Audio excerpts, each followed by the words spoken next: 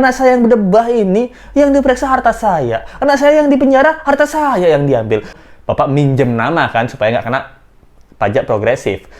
Dijen pajak aja menghindari pajak, guys. Dijen pajak menghindari pajak progresif gitu loh. Pah, ini kan barang-barang aku kan KW, Pah. Iya, Ma. Papa tahu barang Mama KW. Tapi kan orang-orang lain tuh yang di Instagram nggak tahu kalau barang Mama KW. Sama kayak laporan pajak Papa yang KW. Loh. Halo, barang dari luar negeri, asli, tapi dimasukkan ke Indonesia, tidak membayar pajak. Itu bukan barang KW, Pak Rafael. Itu namanya bayaran Spanyol. Separuh nyolong, Pak Rafael. Dia ribut-ribut, bertengkar dengan teman-temannya. Ini juga sebetulnya kan juga masalah biasa saja.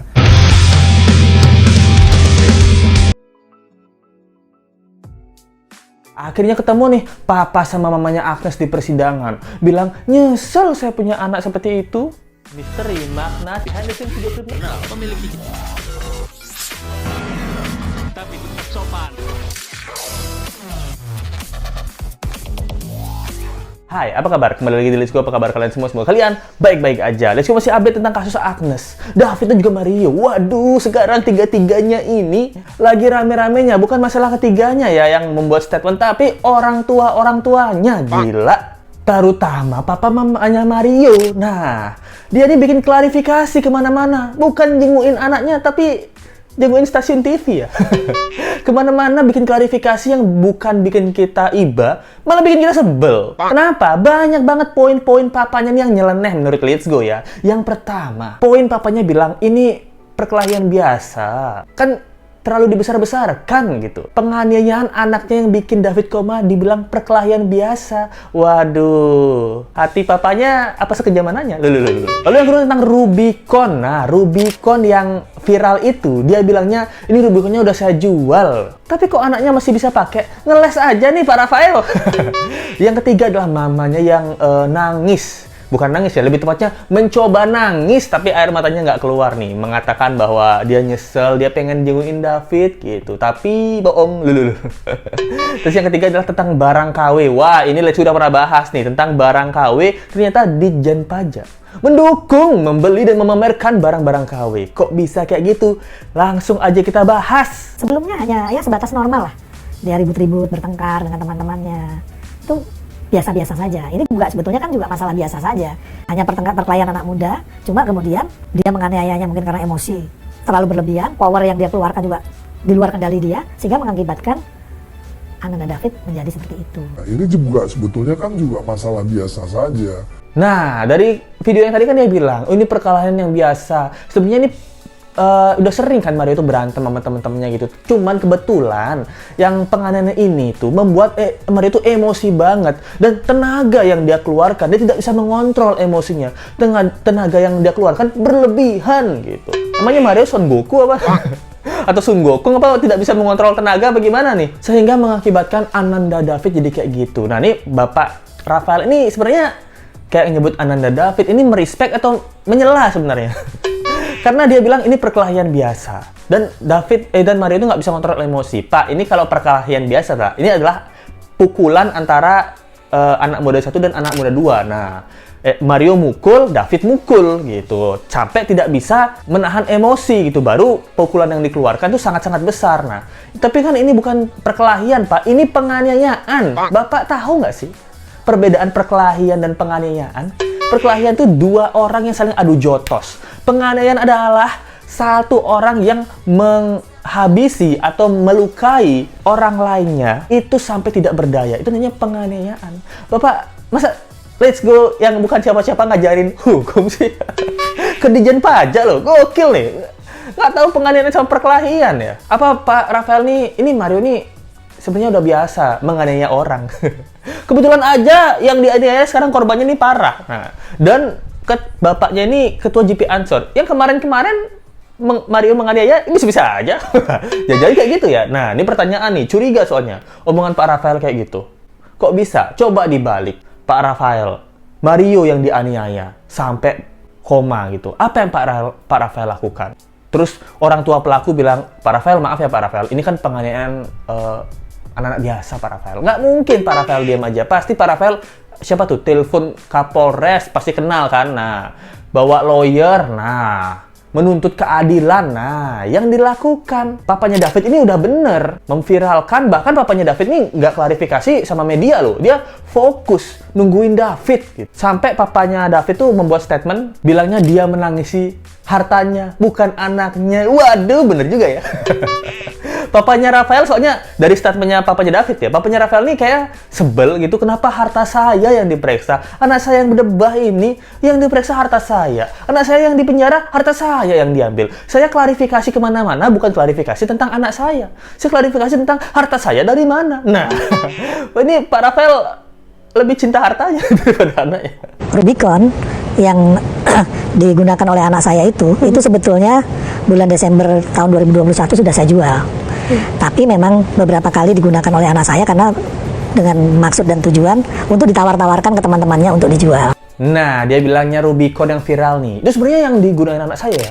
Mobil Rubicon itu udah saya jual tuh. Desember 2021. Itu udah saya jual. Tapi emang dipakai sama anak saya buat ditawarin teman-temannya. Itu belum dijual, Pak. Itu namanya sudah niat dijual gitu. Belum dijual namanya gitu. Bodoh-bodohin netizen loh itu. Bener deh. Yang kita masalahin adalah bukan dijual nggak dijualnya, Pak. Kenapa Rubiconnya namanya itu berbeda sama BPKB-nya. Dan BPKB-nya itu STNK sama BPKB ya. Namanya itu tuh nama dari cleaning service loh. Penerima bantuan BLT lagi. Nah, Bapak jual kemana? Ke cleaning service. Nah, itu kan. Gimana Bapak menjual? Saya sudah jual ke cleaning service. Cuman cleaning service ternyata duitnya banyak juga ya, bisa beli Rubicon. Nah, gimana nih kan bohong-bohongan gini ya. Ini ya kita udah sama-sama tahu lah. Ini udah rahasia umum. Pasti BPKB dan juga STNK tuh Bapak minjem nama kan supaya nggak kena pajak progresif.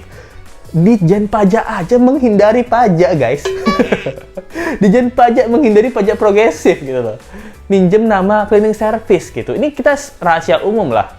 Berkelit dengan menjual tuh agak aneh sih menurut Lesku. Dan nggak cuman ini ya, bahkan barang-barang KW istrinya. Nah, ini papanya Rafael bilangnya, Istri saya ini mudanya model. Sering saya ingatkan, tapi istri saya bilang, Pak ini kan barang KW. Iya Ma, tapi kan orang nggak tahu.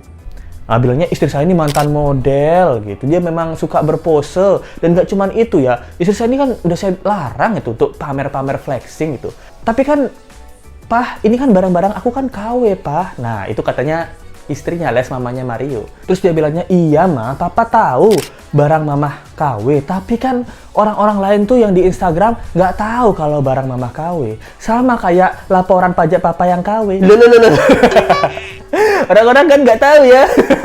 Aslinya harta Papa berapa? Loh. Apa laporan pajaknya KW juga? Nah, ini pertanyaan ya. Ini bukan judgement nih Pak Rafael. Soalnya janggal hartanya Bapak nih. Oh, masalah KW ya. Aduh, itu lucu sekali. Ini poin ini ya, let's go. Nggak masalah Pak Rafael. Mau istrinya Bapak flexing nggak masalah. Anaknya flexing nggak masalah. Mario flexing bawa Rubicon nggak masalah Pak Rafael. Yang kita masalahin flexing-flexingnya itu kok janggal, hartanya janggal, BPKB-nya janggal, mau itu asli nggak apa-apa Pak Rafael, tapi kok dengan banyaknya tas ibu model ini kok kayaknya janggal deh. Harta Pak Rafael yang Pak Rafael punya atau gaji yang Pak Rafael punya dengan barang-barang mewah yang dipamerin sama keluarganya Pak Rafael. Pak Rafaelnya saya yakin tidak suka pamer, memang benar tidak jarang pamer, tapi istrinya dan anaknya suka pamer. Netizen kan menghitung-hitung. Kebetulan kita UN-nya, ujian nasional, matematika itu wajib Pak Rafael.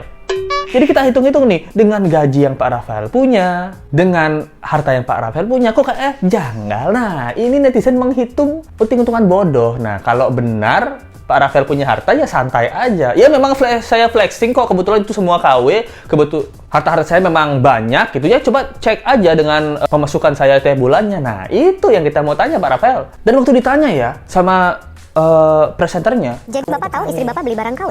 Tahu. Tapi Bapak tahu kan barang KW itu merugikan negara karena nggak ada pajaknya, sementara Bapak adalah pegawai pajak.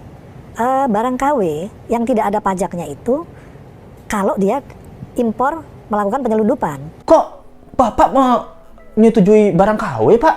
Itu kan barang palsu, Pak, dan tidak bayar pajak. Aduh, Pak Rafael ini belum lama loh Let's Go buat tentang Sekda Riau yang ini. Nah, di sini Let's Go udah menjelaskan ya bahwa sekali lagi Let's Go bacain ya buat teman-teman yang ngerti, yang pengen tahu apa hukumnya pakai barang KW. Beli produk barang KW hukumnya apa? Menurut Syekh Ibnu Hajar Al-Ashikalani, hukum menjual beli barang KW adalah haram, Pak Rafael. Haram disebabkan adanya hadis secara tegas menyatakan larangan melakukan praktik hadiah alias penipuan. Haram hukumnya, Pak Rafael, dalam agama. Pak Rafael bukan Muslim tapi ya. Tapi pokoknya haram, berdosa alias Pak Rafael kalau tidak mengerti haram. Nah, lalu yang kedua, menurut undang-undang ya, itu memiliki peraturan penggunaan barang palsu menyebabkan seseorang bisa dipidana 5 tahun, Pak Rafael. Denda 2 miliar. Kenapa? Itu berdasarkan data yang dihimpun masyarakat anti pemalsuan, Indonesia tuh rugi sampai 290 triliun dari 2020 itu akibat barang palsu, Pak Rafael. Indonesia merugi loh pajaknya dari barang-barang palsu, Pak Rafael. Tapi Pak Rafael pinter ngeles. Orang ngeles kan ngeles pelajaran ya. Ini ngeles jawaban. Nah, bukan makin pinter makin nih jawabannya.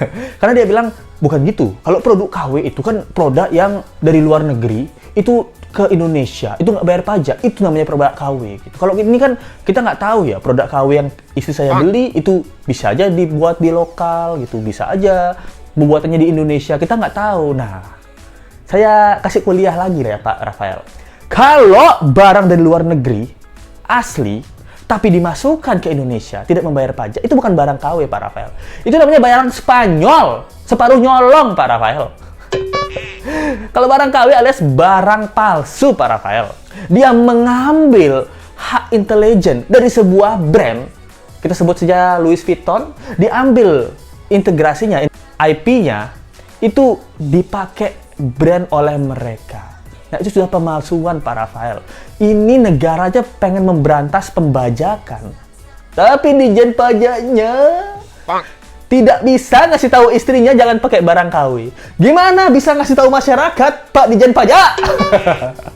Gimana? Hah? Boleh dong saya kritik, saya soalnya anti barang KW. Lihat nih, jam 5 juta. Ini tidak KW, Pak Rafael. Ini Garmin, Pak Rafael. Baju Uniqlo, Pak Rafael. 300.000. Cincin, Pak Rafael, saya beli nih. Cartier. Ini seharga DP mobil bekas, Pak Rafael. Ini karena pasangan saya yang memaksa saya untuk membeli cincin mahal berbah ini ya. Nah, kalau kalung ini tidak ada mereknya, tapi online murah. Nah, tidak mencolong brand orang lain, Pak Rafael. Pak Rafael, Dijen Pajak harusnya panutan. Bisa membiarkan istrinya membeli barang KW, apalagi memamerkan di Instagram dan mengira itu adalah barang asli. Waduh, itu pembohongan publik juga dari ASN negara. Nah, wajar dong kita sebel. Harusnya Dijen Pajak bisa ngasih tahu keluarganya supaya bayar pajak yang benar. Tapi Dijen Pajak malah menghindari pajak progresif, menghindari pajak barang asli. Nah, tapi pengennya barang kelihatan asli tapi nggak mau bayar pajaknya. Beli yang KW katanya. Nah, menurut kalian gimana nih, guys? Ini kritik ya, Pak Rafael. Let's Go tidak mengata-ngatain Pak Rafael loh. Let's Go mengkritik. Beda ya, hate speech sama kritik. Kalau hate speech itu karena bapak aja. Berbah. Nah, nggak cuma itu ya. Mamanya ini juga menceritakan bahwa dia itu nyesel. Mario Dendi ini nggak ngikutin apa kata mamanya. Saya nyesel. Kok Mas Dendi tidak dengerin apa kata mama? Enak rawanya, Den. Loh. Belum nyoba. Nah. Ke rumah sakit, ketemu sama orang tuanya David. Saya bilang, Bapak Ibu saya bisakah menjenguk Ananda David gitu. Oh, tidak bisa gitu, tidak bisa dijenguk gitu. Jadi saya bilang, Bapak Ibu saya minta maaf. Kalau hari ini saya tidak bisa ketemu melihat Ananda David, besok saya akan kembali. Jadi apalagi istrinya Pak Rafael ini bilang, saya tuh pengen jengukin David pas waktu di awal kejadian. Jadi, tapi tidak diperbolehin sama keluarganya David. Saya bilang, saya minta maaf. Kalau hari ini saya nggak bisa jenguk David, besok saya jenguk lagi. Tapi bohong, nggak kedengeran tuh sampai sekarang jenguk-jengukannya gitu. Lebih jenguk Pak Sen Lukas ya. Pak Sen Lukas terus-terusan setiap di wawancara atau niat terus pengen jenguk David, maafin anak saya, kelihatan nyesel gitu, anak saya melakukan kesalahan gitu. Bahkan Shane Lucasnya nulis surat loh buat David, minta maaf David, gimana keadaannya. Mario Dendi tidak ada nulis surat. Papanya Mario sibuk klarifikasi sana sini. Mamanya yang katanya mau jungkuin David lagi, nggak ada kabarnya. Mencoba menangis tapi nggak keluar air matanya. Ini menurut komenan netizen ya, lihat. Nah, komenan netizen bilang susah banget keluar air matanya. Lebih hebat Ibu PC dalam menangis. Acting menangis ya, lulu. Ini menurut kalian gimana nih? Apakah mamanya Mario ini memang susah orang yang tipe menangis? Atau emang nggak niat nangis aja gitu, tapi mencoba menangis gitu. Jadi itu dia poin-poin update dari keluarga Mario Dendi. Nah, keluarganya Agi gimana? Papa mamanya kemarin ketemu guys di persidangan. Tapi dia nggak mau diwawancara. Cuman bilangnya, doakan kami, saya nggak menyangka kejadian seperti ini dan saya terpukul. Nah, apalagi mamanya ini ya. Kepada saya, ayah dan ibu AG bercerita tidak menyangka peristiwa ini terjadi. Ibu AG yang sudah lanjut usia saat ini sedang menghadapi penyakit kanker paru stadium 4. Bilang keluarga kami ini lagi banyak banget cobaannya. Mamanya kanker paru-paru stadium 4. Papanya itu lumpuh abis operasi tumor otak. Kakaknya katanya habis kasih ring jantung ya kabarnya kemarin. Nah, anaknya ternyata pick me girl, haus perhatian dari pria-pria. Sampai memfitnah dan ikut menganiaya David itu dalam perencanaan menganiaya David ya. Nah, kasihan ya keluarga AG ini. Keluarganya kasihan, AG-nya enggak. Jadi itu dia update tentang kasus ini. Gimana menurut kalian? Apakah kalian masih mantengin kasus ini atau kalian sudah bosen? Nah, thank you banget nonton. Jangan lupa like, comment, share, dan subscribe video ini. Kita ketemu lagi di video berikutnya. Sampai jumpa lagi guys. Tunggu update dari Let's Go ya. Bye! Misteri makna behind the scenes video klip Memiliki tapi tetap sopan.